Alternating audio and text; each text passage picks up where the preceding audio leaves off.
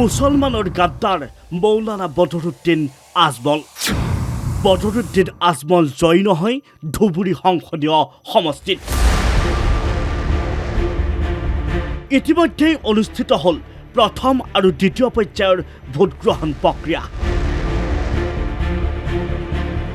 ইভিএমত বন্দী হ'ল অসমৰ 10টা সংসদীয় সমষ্টিৰ প্ৰাৰ্থীৰ ভাগ্য। এতিয়া বাকী তৃতীয় পৰ্যায়ৰ ভোটগ্ৰহণ প্ৰক্ৰিয়ালৈ। তৃতীয় পৰ্যায়ত অনুষ্ঠিত হ'ব লগা নিৰ্বাচনক লৈ তৎপৰ প্ৰতিটো ৰাজনৈতিক দল।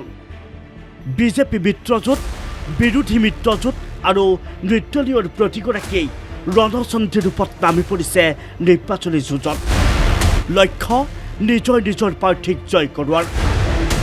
তৃতীয় পৰ্যায়ত ভোটগ্ৰহণ অনুষ্ঠিত হ'ব কোকৰাঝাৰ, বৰপেটা, গুৱাহাটী আৰু ধুবুৰী সংসদীয় সমষ্টিত।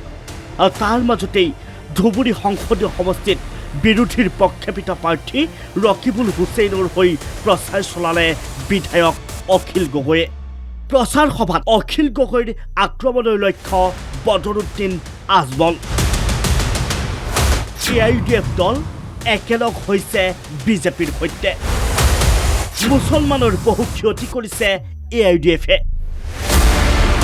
ইয়াৰ উপৰিও ধুবুৰী সংসদীয় সমষ্টিক লৈ অখিল গগৈয়ে কৰিলে বহুকেইটা মন্তব্য। এবাৰ ধুবুৰীত জয় কৰাব লাগিব ৰকিবুল হুছেইনক। আৰু এই সিদ্ধান্ত লোৱাৰ সময় আহি পৰিছে ধুবুৰীৰ ভোটাৰ জনতাৰ। কেৱল ইমানেই নহয়, অসমৰ প্ৰথম আৰু দ্বিতীয় পৰ্যায়ৰ নিৰ্বাচনক লৈ কৰিলে ভৱিষ্যতবাণী।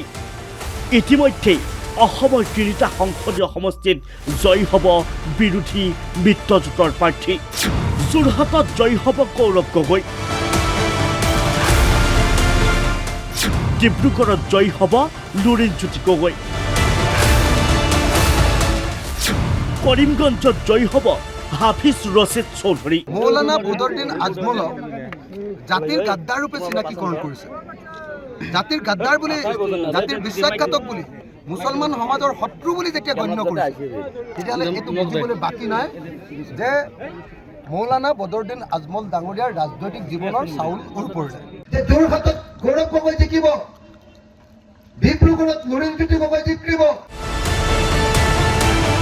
ইফালে হিন্দু মুছলমানৰ ৰাজনীতিৰ বাবে বিজেপি আৰু AIUDFক সাম্প্ৰদায়িক ৰাজনৈতিক দল বুলি আখ্যা দি অহাৰ পিছত এবাৰ ধুবুৰীৰ সংখ্যালঘু ভোটাৰে কি ভূমিকা গ্ৰহণ কৰিব সেয়া সময়তহে হ'ব লক্ষণীয়। Bureau report, the news plus.